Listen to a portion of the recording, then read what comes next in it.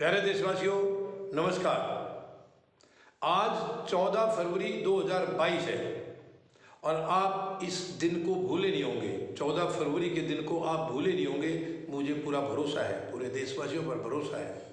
यानी कि 14 फरवरी 2019, आज से ठीक 3 साल पहले एक बहुत ही भयंकर कांड हुआ था, पुलवामा कांड। यानी पुलवामा का जो हादसा था वो आज से 3 साल पहले हुआ था, जिसमें हमारे 44 बच्चे, 44 भाई हमारे वो शहीद हो गए थे।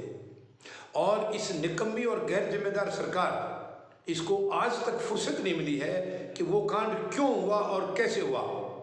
वो पूरी तरह से इस सरकार की, केंद्र सरकार की नाकामी थी, पूरी तरह से इसकी फेलियर थी। और आज 3 साल बाद भी कुछ भी बताने के लिए तैयार नहीं है। ये इतनी गैर जिम्मेदार, अनरिलायबल सरकार है, केवल दूसरों के ऊपर उंगलियां उठाना जानती है। ये खुद के अंदर कभी झांकती नहीं है, अपने अंदर क्या है उसको कभी देखती नहीं है। ये शर्म की बात है। और उन्हीं शहीदों के नाम पर 2019 में इन्होंने वोट मांगे थे।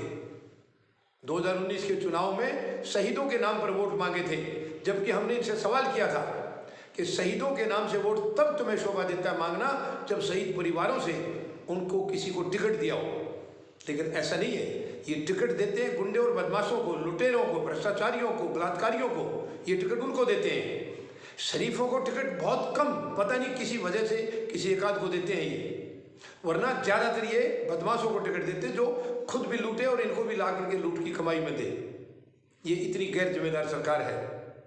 मैं उन महान शहीदों को सत सत नमन करता हूँ, लेकिन सरकार से मैं जवाब मांगता हूँ।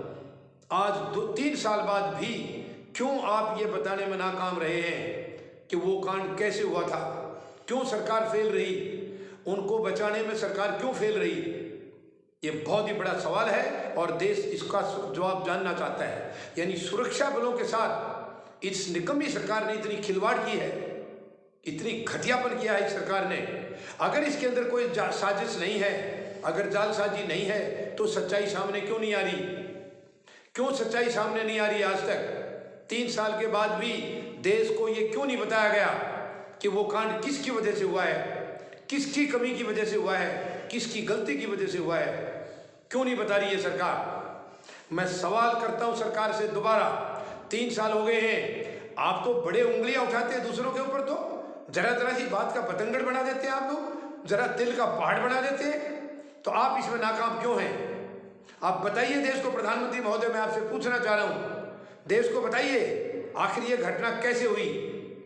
आप अपने आप को बड़े बहादुर बताते हैं, बड़े देशभक्त बताते हैं, तो क्या ये देशभक्त ऐसे ही होते हैं? यानी एक सुरक्षा बलों को, जवानों को खत्म करा दिया गया। अगर आपने नहीं कराया तो कैसे हुआ वो? मैं तो यही कहूंगा, जब तक आप नाम नहीं बताते हैं, जब तक आप जांच नहीं करके उसका रिपोर्ट नहीं देते हैं, तो हम तो यही कहेंगे कि आपने कराया है, क्योंकि जिम्मेवार आप हैं। आप हैं जिम्मेवार, प्रधानमंत्री आप हैं। प्रधानमंत्री महोदय, बताइए इसका जवाब दीजिए इसका। कैसे हुई वो घटना, क्यों हुई, क्यों 3 साल लग गए, और क्यों आज तक आप सच्चाई बताने में नाकाम हैं? आप बताइए, क्या इसमें सरकार की कोई साजिश थी, सरकार की कोई चाल थी, या कोई अचानक घटना थी? और वो घटना हुई तो कैसे हुई? उस इलाके में मैं भारतीय सेना का खुद सिपाही रहा हूं। अगर मुझे भी उस इलाके में जाना है तो 3 दफा हमारा आई कार्ड चेक होगा, तब वहां जा पाएंगे। वो गाड़ी कैसे चली गई, वो सिविलियन आदमी कैसे चला गया, और उसके अंदर RDX कैसे चला गया, और वो गाड़ी ठीक उसी जगह जाकर के कैसे पहुंच गई जो निशाना था इनका, जो टारगेट था। इसके पीछे बहुत बड़ी साजिश है प्रधानमंत्री महोदय। मैं नहीं कह रहा हूं कि आपने की है, लेकिन आपने नहीं की तो किसने की है? आप बताते क्यों नहीं है? बताइए प्रधानमंत्री महोदय, देश जानना चाह रहा है। आप नहीं बताएंगे तो उंगलियां आपके ऊपर उठेंगी, आपके ऊपर उंगलियां उठेंगी, क्योंकि जिम्मेवार आप हैं। देश की सुरक्षा की जिम्मेवारी प्रधानमंत्री की होती है। आप भी अपने भाषणों में बहुत कुछ कहा करते।